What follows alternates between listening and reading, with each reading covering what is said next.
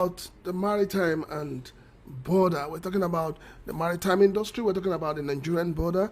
We're talking about the safety of Nigeria in terms of what the customs, the Nigerian Ports Authority, the Nigerian Shippers Council, and everyone is doing towards the facilitation of trade. So once more, good afternoon. This is VOP 90.3 FM, and this is the Maritime and Border Show. And my name is Prince Chilaka, and anchoring with me is Dele Utomi. You're welcome to the program, ladies and gentlemen. Dilly. How now? I'm fine. It's good to be back. I mean, Dilly has been, piloting the affairs. In my absence, it's been a very good one, and I said, make I can't relieve and small, make I can't help and make, say Nigeria load get as they hold people for neck. My brother Naso. Welcome back to the program. All right, Francis. thank you. I hope you had a refreshing time out there. Yeah, I did. I did, and then I came back so upset with the Nigerian system. I feel so bad that with all the travels and tours of our leaders, yet they cannot copy the good things that is happening abroad and present to Nigerians to help relieve the pains, the poverty, the hunger, the frustration, everything Nigerians are facing. It's so painful, it's so sad. Yet, we have leaders who travel far and wide, and, one don't understand what is going on. And for how long will we continue to, have a country where it is obviously looking as if nothing is going to work? But we believe that things should work. We want things to work. We want a country where every one of us can beat our chest and be happy to say, yes, this is Nigeria, and that Nigeria is working. Once more, welcome to the Maritime and Border Show. My name is Prince Chilaka, and Dele Utomi, once again. Today, we have a guest in the studio. For the first time, we are having a woman appearing at our show. She's a well-experienced, very good hand, industry person, well known in the industry. She's had over 2 decades of operations within the maritime sector of the Nigerian economy. And she's here today to enlighten us about everything within the maritime, especially the roles of women within the maritime sector. Her name is Mrs. Rollins McFoy. And in due course, when after the news, we shall we shall be speaking with her, and a whole lot of questions are expected from, of course, you, the audience, to get to meet her and then let her teach us a little bit about what she knows, because she's very well intelligent and experienced person within the field. You're welcome, madam. Thank you very much. Madam, good afternoon. Welcome. Good afternoon. Please hope your phone is on silent, because good. So welcome to the Maritime and Border Show. We're going to have 2 hours cruise with you. Yeah. It's going to be drilling. It's going to be interesting. It's going to be entertaining. It's going to be educative. That's what VOP stands for, Voice of the People. We're here to educate the people, to inform the people, and to also, help the people to understand how this beautiful maritime industry works. Welcome, madam. Thank you very much once again. Yeah, we shall kick off the program with the activities. That's the things that made the news in the course of the week. And Francis, could you All right. start, please? The NDLEA alerts Nigerians on fake medicinal cannabis, recovers large consignment, arrests kingpin. The National Drug Law Enforcement Agency has alerted the Nigerian public about the circulation of dangerous illicit substances being falsely packaged and marketed to the public as medicinal cannabis. The public alert comes on the heels of credible intelligence which led to the arrest of a 28-year-old drug kingpin, Afiz Salisu, aka Malu, on Saturday, the 1st of November 2025 at his 2 Akala Street off Umoru Street, Idioro, Munshi, Lagos enclave, from where he was packaging and distributing the fake medicinal cannabis in designer pouches and cups. A total of 16.4 kilograms of dangerous and systematic strains of cannabis, including Colorado, Arizona, Canadian loud, and Ghana loud, packaged in designer pouches and cups labeled as medicinal cannabis, were recovered from his store. The NDLEA boss urged the public to be vigilant and not to be deceived by misleading labels, fancy packaging, or false health claims. Please do not consume it. Report any person or group involved in the illicit trade of these dangerous substances to the nearest NDLE officer. I mean, Dilly, when you look at the menace of drug abuse and addiction in our society today, you'll really be worried. You'll be worried. It is very despite worrisome. everything the NDLEA is doing in curbing this, people are still out there. People are becoming wiser. Becoming more, genuine. Daring. Yeah, it's so terrible. It's so painful. Francis, I told you a few weeks ago, I was at a news conference where these drugs, they've now found ways of miniaturizing these drugs, or rather, how do I put it? Yes, they dissolve these drugs. These drugs, what would cost about 5 billion naira, they find a way of turning it into a small liquid that you put into a bottle. That it will cost about 2.5 billion naira. I mean, a small liquid like that. I mean, they are looking for new ways to beat the system. I keep commending the officers of the Nigerian NDLEA, the National Drug Law Enforcement Agencies, for having the eagle eye to, developing the eagle eye in getting these things and then getting rid of the effects, the kind of effect these drugs will have on the Nigerian society. It's a very commendable one. Yeah, I mean, you can now understand why Nigerians were really, really upset when the list of those being granted clemency by Mr. President contained drug lords and murderers and all of that. So the outrage was really there. Yes, because we can't keep saying we want to have a sane society, and yet the government is indirectly trying to placate those who are involved in it. I'm happy that at the end of the day, Mr. President took time to expunge such names, and I give kudos to the NDLEA. They're doing a wonderful job. Yeah. Major General Buba Marwa, congratulations. You have a very wonderful team, and we ask you to continue to do what you're doing, for us. Yeah. In another news, there's this news about that concerns the immigration. It says CDC Badagry West condemns alleged immigration shooting in Igbogbele community, demands justice for victim. The Community Development Committee, Badagry West Local Council Development Area, under the leadership of Alhaji Bashir Yusuf Mohammed, has expressed deep concern and total condemnation over the recent alleged shooting of a woman, Hunsu Elizabeth, by an officer, Kasali Shegun, of the Nigerian Immigration Service in Igbogbele community, Badagry West. The unfortunate incident is one too many. Our people have continuously suffered unjust harassment, intimidation, and inhuman treatment from some security personnel stationed across our communities. The CDC strongly condemns this reckless act and calls for a thorough investigation to identify and prosecute the officer involved. We are calling on the Comptroller General of Immigration, the Honorable Minister of the Interior, and other relevant government authorities and representatives to take decisive action to ensure justice is served. The sanctity of human life must be respected at all times, and such incidents must not be allowed to repeat itself. While Alhaji Bashir continued, while we demand justice for victim Hunsu Elizabeth and her family, we called for a total review of the operations of security agencies within our communities to prevent further losses of innocent lives. The CDC remains committed to peaceful coexistence and community development. Together, we'll continue to advocate for peaceful, safe, and just Badagry West, where human life and dignity are protected. Francis, this one is about a reckless use of firearms by an officer of the Nigerian Immigration Service.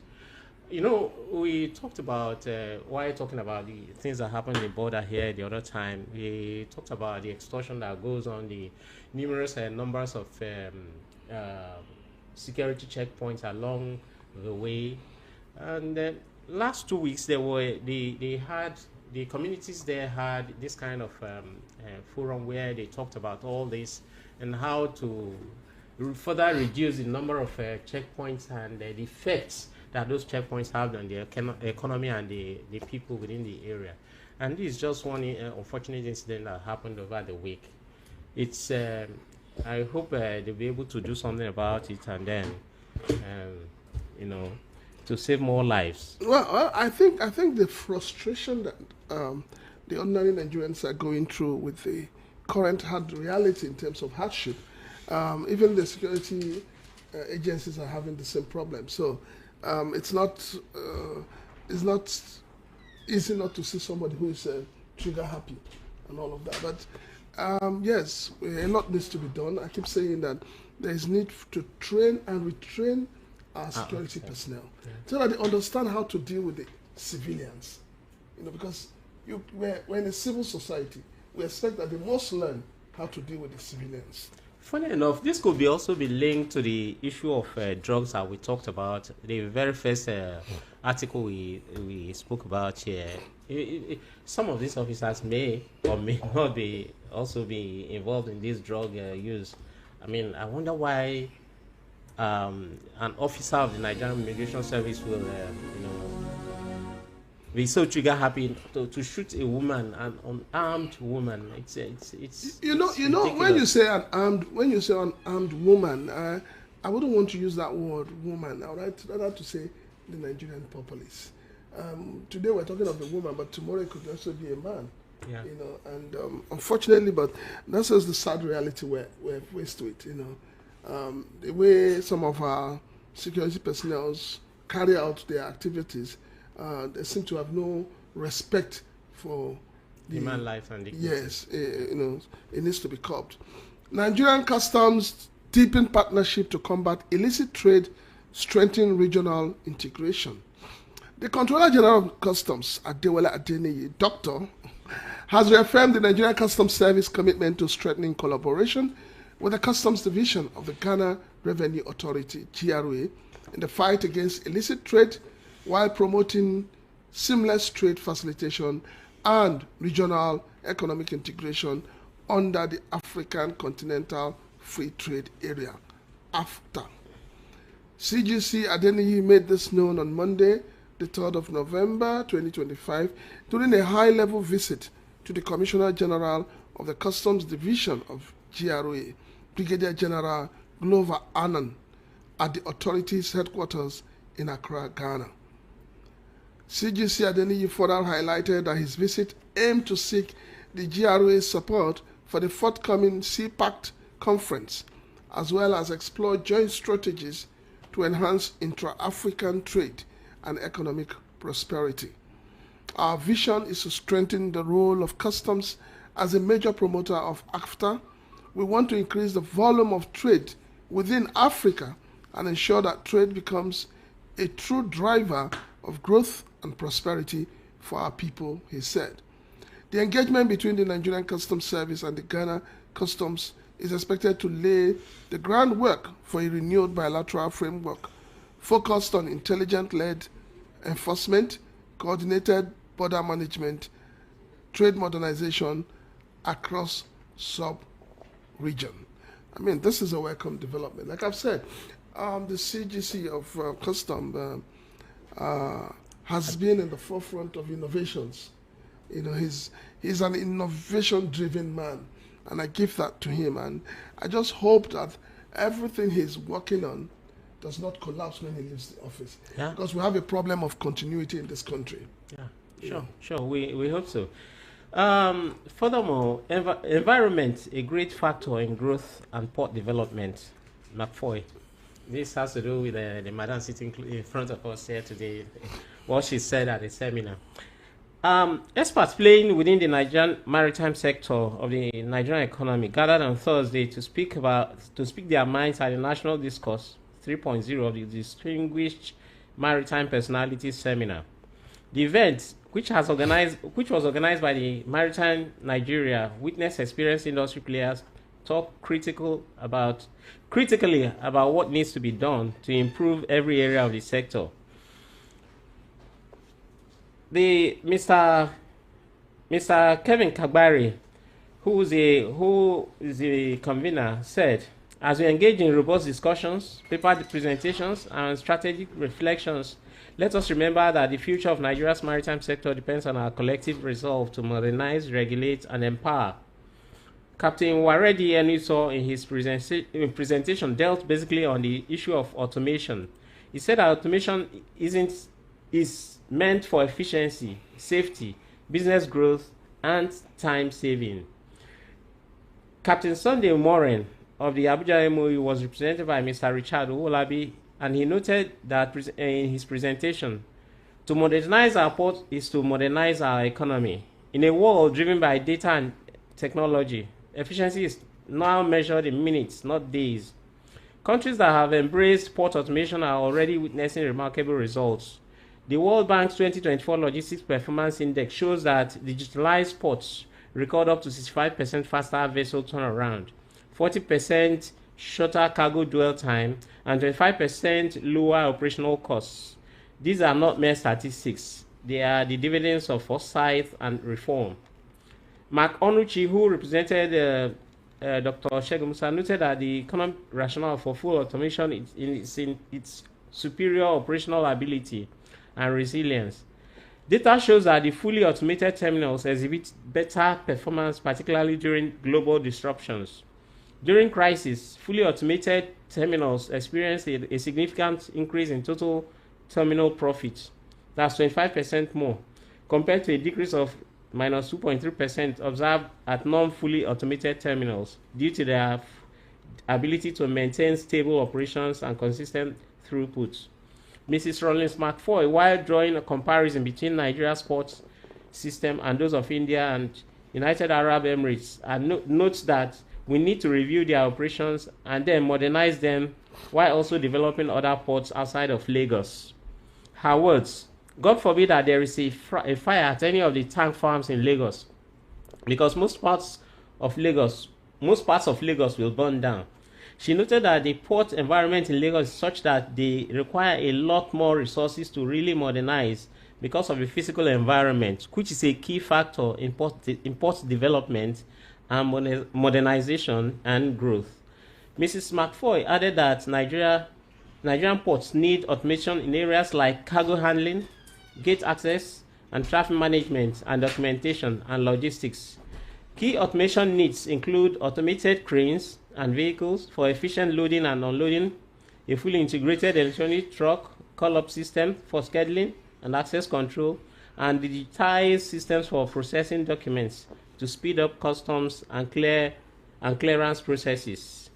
In an interview with Captain Enuso Waredi after the event, he said that we need to have superior thinking in order to be able to automate the ports, as we have a whole lot of crowded areas around the ports. But that is not impossible. In automation, everywhere is interlinked and should work in a synchronized manner. If we are serious about it, people should be settled properly away from the port areas, and then the ports fully automated and modernized. Friends, they were talking about automation and modernization of our ports. I think it's something that a whole lot of experts like Madam here sitting in front of us have been talking about for a number of years now, and it's time the government start listening to them and doing the right thing and at the right time. I mean, you were just telling me about a few things you observed while you traveled outside our shores, and you were wondering why these things are not replicated here in Nigeria, and they go out there to see these things. Why can't they replicate these things that you see over there? Yeah. Well, I think the first thing is why they're not replicating it. It's because a lot of people who are meant to do it are directly or indirectly beneficiaries of the loopholes. Because when you have a corrupt system, there are people who benefit from corruption. And those who benefit from corruption, when you put them in the helms of affairs to correct those things that aid and abet corruption. They will not.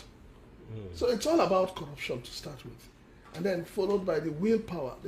The government officials, are they willing?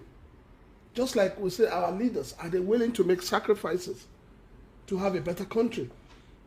Okay, so the political will is what is needed. You see, the same political will is why you see everybody talking about insecurity. Insecurity is something that should have been curbed right from the beginning. But because of corruption, there are people who are benefiting from it. Of course. So those people who are benefiting from it, there is no way you expect them to put up policies. Like you and I mean, most Nigerians will be asking for a review of our electoral law. Yeah. We've been saying that the constitution that allows you to decamp from one party into another, retaining the powers you have from the other party, should be removed. Yeah. But this National Assembly that you have will not do it because most of them, they are beneficiaries. They're all guilty of that. You know, so the reason why things are not working is not that we don't want things to work. It's not that the ordinary Nigerians don't want things to work. No, they want things to work. Unfortunately, those who are meant to do these things will not do it because of selfish and greedy reasons. We shall get there one day. Oh, the last one. Aflon berates NPA on stakeholders' engagement and ATO application. The leadership of the African Association of Professional Freight Forwarders and Logistics of Nigeria, AFLON, wishes to formally express deep concern over the delay in the much anticipated stakeholders' engagement with the Managing Director of the Nigerian Ports Authority, NPA, to address the growing challenges surrounding the electronic truck call-up system, ATO. The ATO platform, introduced by the NPA as a cornerstone of the federal government's ease of doing business and trade facilitation initiatives, was designed to eliminate the notorious gridlock around the nation's ports, streamline truck movements, and promote transparency in port logistics operations. Unfortunately, recent developments have revealed that the system is now plagued by several severe accessibility challenges. AFLON has received numerous complaints from freight forwarders, truck operators, and logistics service providers, indicating that genuine access to the ATO platform has become increasingly difficult. Meanwhile, reports about that access to the ATO is being sold illicitly in the black market for as high as 300,000 per slot, creating an artificial bottleneck that directly undermines the system's integrity and purpose.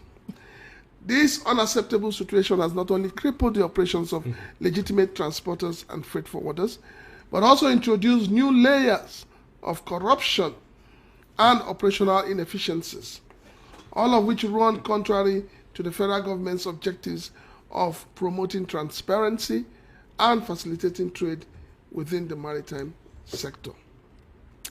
It is regrettable that the requested stakeholders' engagement with the NPA Managing Director, which was intended to address these very issues, has suffered undue delay. This delay has allowed the problem to fester further, frustrating industry players and tarnishing Nigeria's image as a business-friendly maritime hub. As the president of AFLON, he emphasized that the current situation poses a serious threat to the ease of doing business policy and broader efforts of the Presidential Enabling Business Environment Council. The black market manipulation of ATO access contradicts the principles of accountability and efficiency that the NPA and the federal government have pledged to uphold. Going forward, AFLON makes the following demands. One, the immense convening of the postponed stakeholders engagement meeting with the Managing Director of NPA to deliberate on the inaccessibility and abuse of the ATO platform, a comprehensive audit and review of the ATO system to identify loopholes exploited by unauthorized operators. 3, the establishment of a transparent, user-friendly, and monitored process to restore public confidence in the ATO platform. Collaboration with stakeholders, including freight forwarders, associations, truck owners, and regulatory agencies to ensure that the ATO aligns fully with trade facilitation standard. Well, you know, when we talk about ATO, I remember when we first started this program, we did lay a lot of emphasis on ATO.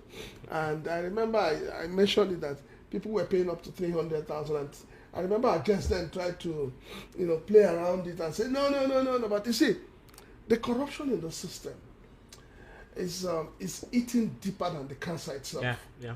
And each time these things come to the limelight and people start shouting federal government, Nigerian Ports Authority, the question I always ask is, where has the Nigerian Ports Authority been all this while? It's not like they don't know what is happening. Well, the Nigerian Ports Authorities are the ones, who gave the contract for the ETO platform to be developed, and then right. But there is nothing wrong with the ETO platform. People keep saying, and I say it too. The problem is the money that they charge for it. The platform is supposed to control traffic. But why charge money? Now, the thing has become a racket. According to what then Dilly, you that means you're shooting yourself in the leg. No. Because if you say there's nothing wrong with it, and yet it is creating problem, then there's something definitely wrong. What is so let us see what is wrong with it is exactly what I'm saying. No, let us not paint this thing, you know, as you if created a solution, but they are putting a price on it. ETO from day one has been a problem. It has been a problem. The Nigerian Ports Authority, I'm going to call them out this morning or this afternoon. The Nigerian Ports Authority, you are not living up to your expectation of the Nigerian people. You are not doing what you're supposed to do right. Let us tell government officials who are not doing the right thing that they should do the right thing. People cannot afford to be paying 300,000 for a call-up. I mean, it is ridiculous. It's ridiculous. Now they want to replicate it in One, in Rivers State. You see, the unfortunate thing is that, you know, government sets up agencies, and these agencies now turn themselves into demigods and begin to revenue generating agencies. Yes. Well, it also, let's not even say the revenue generating, because this 300,000 that is being charged does not go into government coffers. Yeah. In most cases, no, you know, it doesn't. So if the people that were given this contract by NPA are not living up, cancel the contract. I don't know why in Nigeria we find it difficult to resign, we find it difficult to cancel, we find it difficult to repeat an exam, we find it difficult to accept anything. It's really frustrating.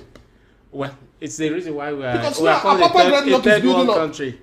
We shall get there one day. Please, no. Don't use that word. If you go out of the shores of Nigeria, you will know that people respect Nigeria. People hold Nigeria in high esteem, but unfortunately, leadership has been our problem. Yeah, well, of course we are saying the same thing. If our leaders can think and act the way they do, you just talked about the legislators who are supposed to make laws that says the election system should be transparent, should be, you know, it's something that everybody sees and says that, yeah, this is a very good law. But these same people make the same law and they make the laws to suit themselves. The law is supposed to say, if once you are elected on a particular platform for a particular position, you cannot decamp. If you want to decamp, you drop that position. Well, they've not made such laws. Well, I think the major problem we have in Nigeria politically is the fact that the politicians have taken over power from the people, and they have rendered the people useless. And the people, to a large extent, are allowing poverty of the mind and poverty of the stomach to drive their desires. Because if not, I don't see any reason why anybody would wake up from sleep and begin to dictate. Until Nigerians realize that sovereignty belongs to them, the 1,000, 10,000 political office holders will continue to put the lives of over 200 million Nigerians in jeopardy. You know. That's just it. We wake up. Good afternoon once more. Welcome to Maritime and Border Show. Like we say here, we come to teach, we come to educate, we come to celebrate, we come to enjoy, we come to make merriment. We just come to talk and talk so that Nigeria can be a better place. Exactly. This is VOP 90.3, and this is the Maritime and Border Show. And my name is Prince Chilaka. My name is Dili Utomi. We told you that today we have a lady right in front of us. She's eagerly waiting to offload what she has for us. Her name is Mrs. Rollins McFoy. a seasoned maritime administrator, specialist in cabotage and maritime labor mediation, professional crewing and manning expert, trained in the United Kingdom and different countries of the world, respectively, and with affluent experiences. A hand tested on. Madam, welcome. No, come on, man. Be very careful. Madam has not paid us for publicity. Really, thank you very much. You are just trying to say, Madam. Madam should come and buy advert. We will advertise her. We are trying to be gender sensitive. No, here. no, And you don't do the same thing with our male guests. Yes. Madam, if you want I'm us trying to be biased to the Madam, women if you want us to give you they this are mothers. See, this publicity has started. Come and take up advert. I will do it in a better way for you.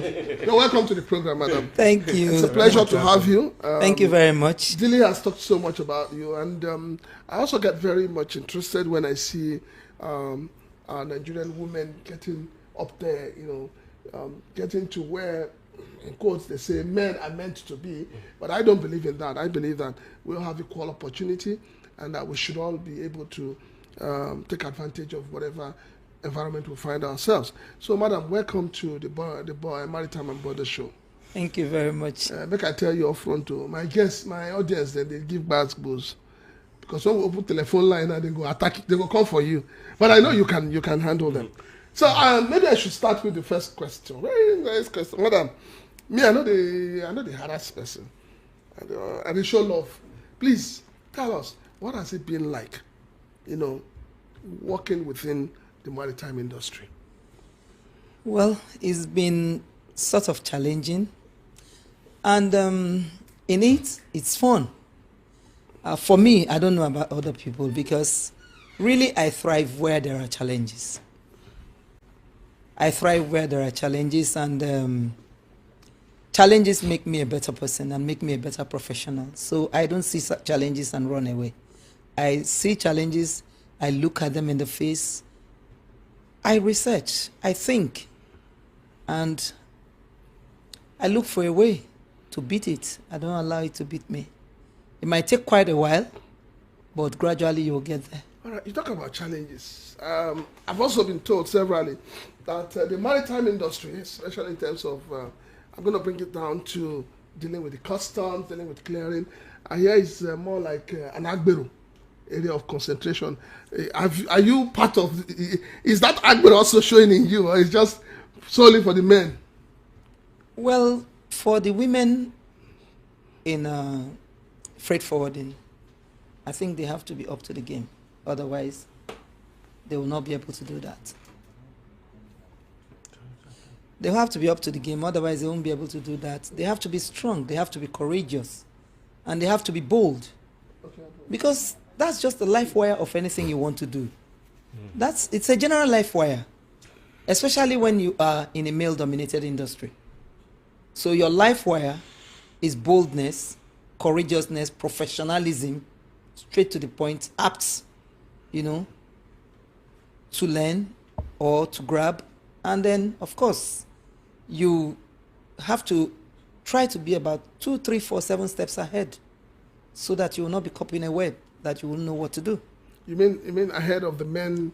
Sure, you try to be ahead of them as much as you can. And if you are not ahead of them, then you are solidly standing. Okay, let me ask you, are you also into clearing yourself?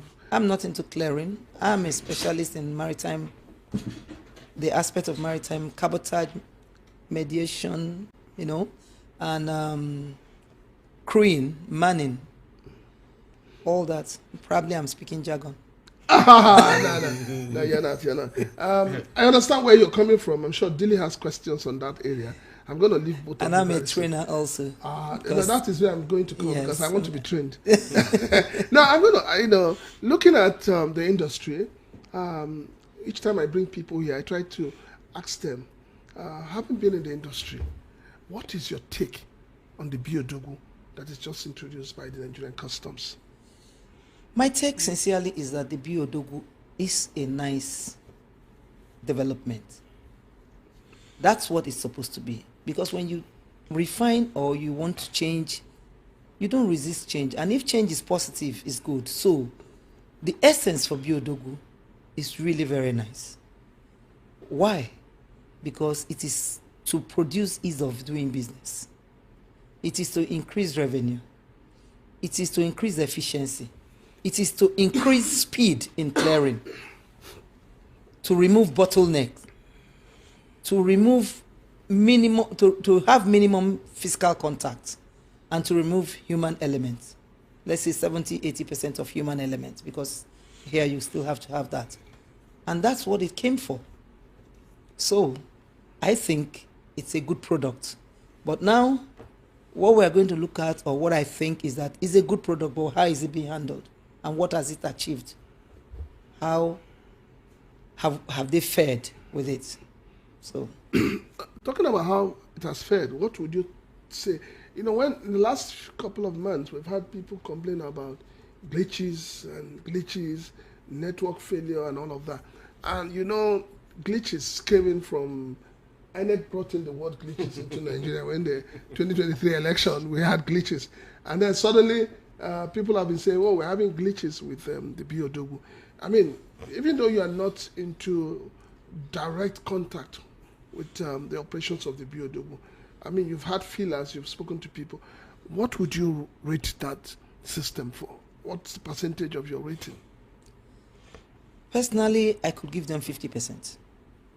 And I would say the reason. One, before this time, I had an experience 3 weeks ago or 4 weeks ago, somebody cleared a vehicle. Before this time, when you carry documents from table to table, you could spend 1 month, 3 weeks, 2 weeks clearing a vehicle or a container or something. But that person cleared that vehicle in less than, let's say, 2 days.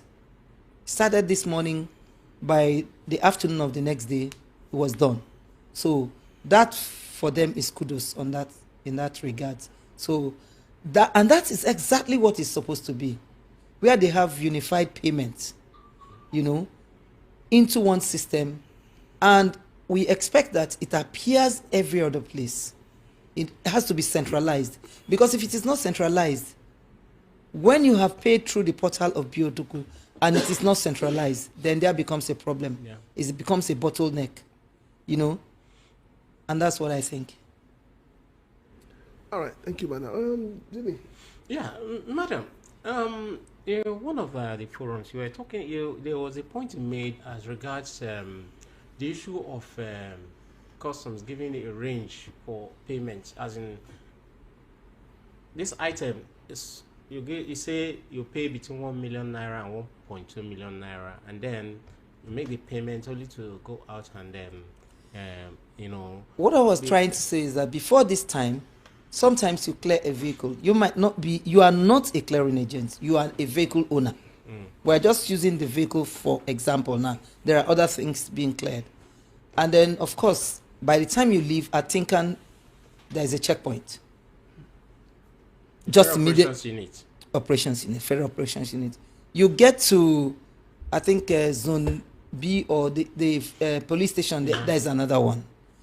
You go to mile 2, there is another one. And that you keep getting. I don't know for how long or how many. So now what we are saying is this: if we have the BOW platform that harmonizes the revenue to stop all this, because one of the major tool that these stops were having was to see if you paid the right duty. Assuming you were supposed to pay 3 million and you underpaid and you paid 1.5 million. My first question on that is that who gave you the document for 1.5 million? And you paid to the government coffers via customs, and you were given all the receipts and you were given all the papers, and then you come to the road, all these checkpoints indict you. You didn't pay the right duty.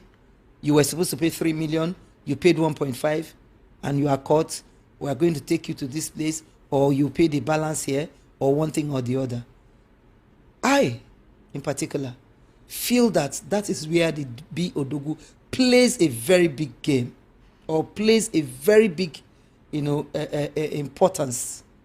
And now, I was talking with those of them, and it's like, Now, probably, let's look at it. A car of 2015, for instance, you have a window portal of paying, we might not be accurate, paying between 3 million and 4 million, depending on the make, the model, the year. And then it is, why window? Why between 3 million and 4 million? Or why between 7 million and 7.5 or 8 million? So you are told from the portal to pay 3.5, and then somebody is accosting you on the road to say that you only pay 3.5. Don't you know that this window is 3 to 4 million? I just think that, like you said, something is wrong. If it is 5 million, please, let's say it's 5 million. Don't give any window. Don't do any compromise, because you are still including human elements and you are still having physical contact.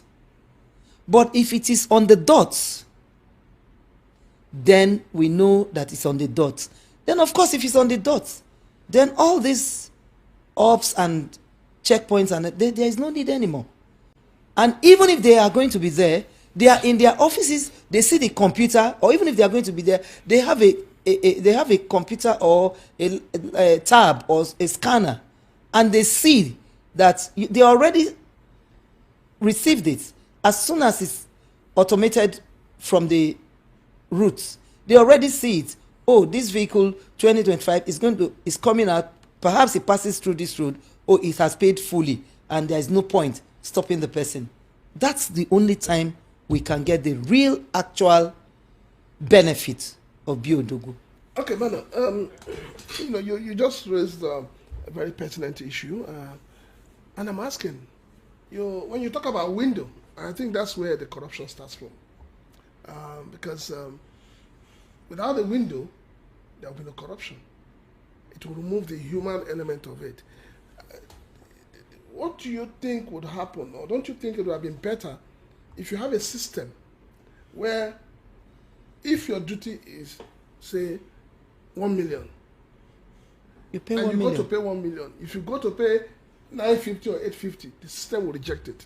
Why are we not using such system? Same thing I'll ask you when you were talking about Eto. When you were talking about Eto, I was here and I was listening. And for crying out loud, for Christ's sake, the people who pay 300,000, they are not MPA staff. And they are not the staff of the people manning the Eto machine. Can't you just say no? I'm not going to pay this 300,000. I'm going to write a petition to the MD of MPA. Can't you just pay with marked money and come? Can't there be an investigation? Okay. So, because you see that it does not only have to do with the people, with the agencies. Yeah. It also has to do with the corrupt minds. It has to do with we as individuals. Because I look at it in this way: if you do what you're supposed to do right here in the studio, I do what I'm supposed to do at my end, and Dilly does what he's supposed to do. Everyone does what he's supposed to do. There's a minimum of everything. I mean, there will be sanity. Because let me tell you something. The MD of MPA is not there. It's not there where they are doing the Eto, and it's not a spirit. And then the other authorities, probably the MD of the consultants manning the Eto, they are not there. So just like you're crying out for loud here now in the studio, that's how the people are supposed to cry. Because by the time you pay 300,000 naira, who bears the brunt? The final consumer. Exactly. Yeah, but you see, when you look at this issue of A2I and the corruption in the system, Nigerians, I keep saying this, it's not that Nigerians don't want to do the right thing, but Nigerians have been boxed into a corner where even when you try to come out to protest over an issue in Nigeria today, you have people protesting against you. Because the corruption in Nigeria has become endemic. I can assure you that for sure. I know, because this is my own industry as well. Can when I? you talk sorry, when you talk about the ATO system, the problem with it is the fact that there are people who are undermining the ATO. And why people are complaining and shouting at MPA is because MPA is supposed to be the regulatory body. And MPA has refused to organize a stakeholders meeting. That is where the problem lies. I agree with you, but I have something to say. Go ahead, madam. As a Christian, I ask you a question. Shall we continue to live in sins that grace may abound? Shall we continue to live in sin that grace may apply? Shall we continue to be hunger when the food is passing our front? No, you have a right to say no. Madam, the have a right to say no. of Nigerians have been trampled upon so badly. What you're saying now is if you can't beat them, join them. No, I'm not saying that, but I'm just saying that we have a system that does not protect the right of ordinary Nigerians. You are very correct. And until we have that system, the ordinary Nigerians will continue to suffer. Yeah. It's like the issue of insecurity. Everybody's been talking insecurity. America wants to come and do no, but the question people are not asking is that since 2012 or 2010, this thing started. What has government done to curb it? Madam, I have a question, please. Yes, please. You know, when we're talking about the issue of the news in the week that we read about automation, I know you made some, try to know certain things. I touched a little bit about it here. First and foremost, what's automation? What's modernization? As from your own point of view, and then I want to ask more questions in regards to that.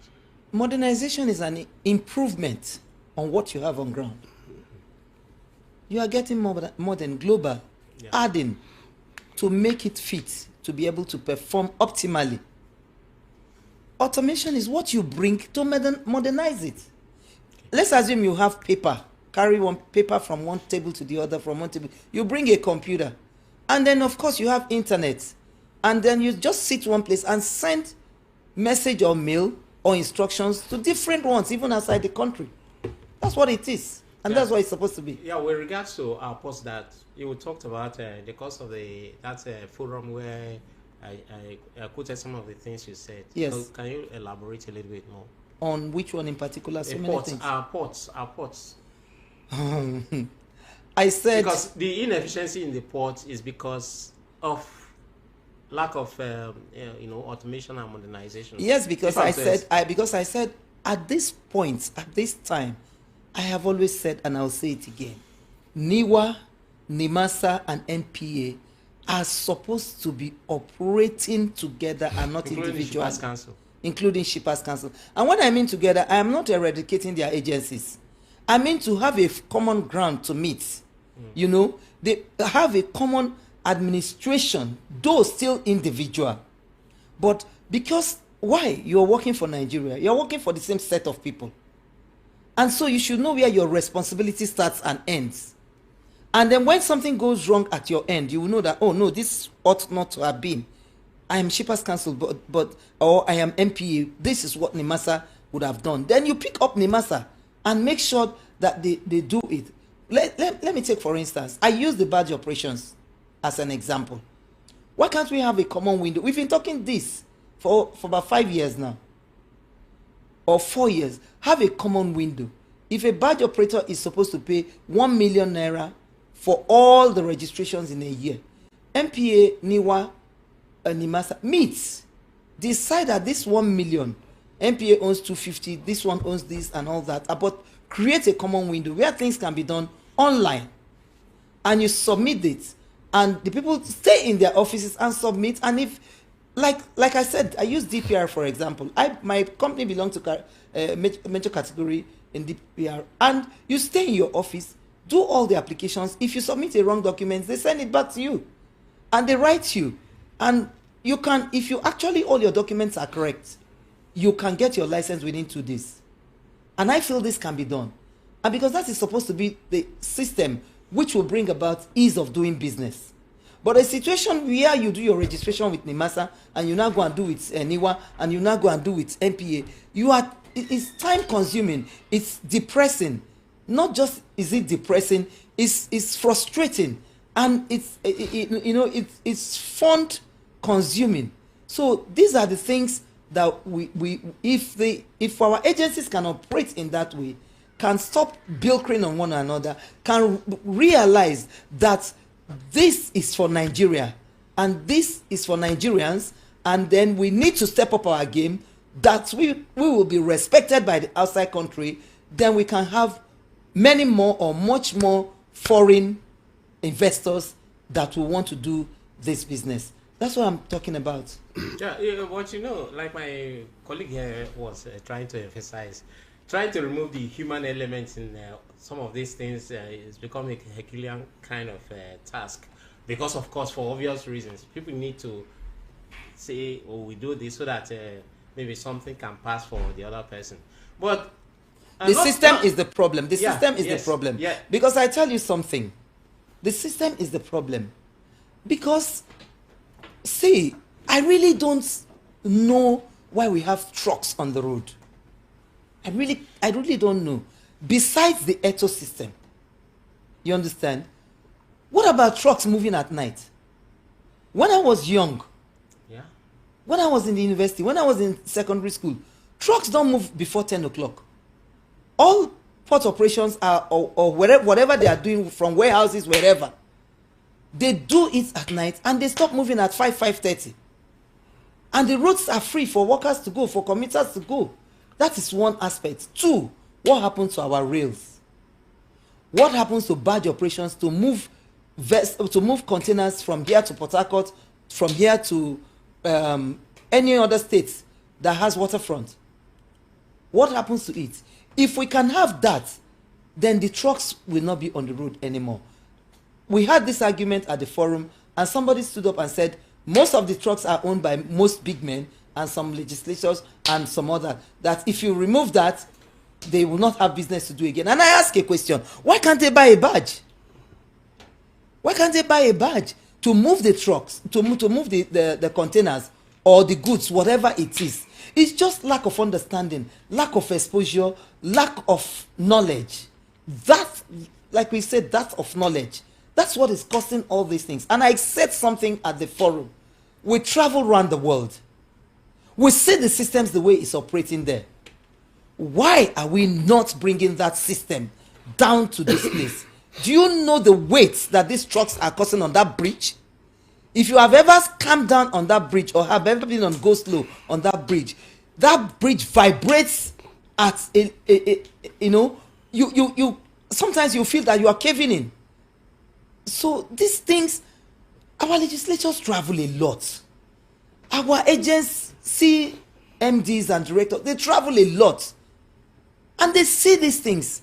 Why are we not bringing it home? That's what we call modernization. That's what we call development. And that's why we are still being referred to as third world. Or why? Madam,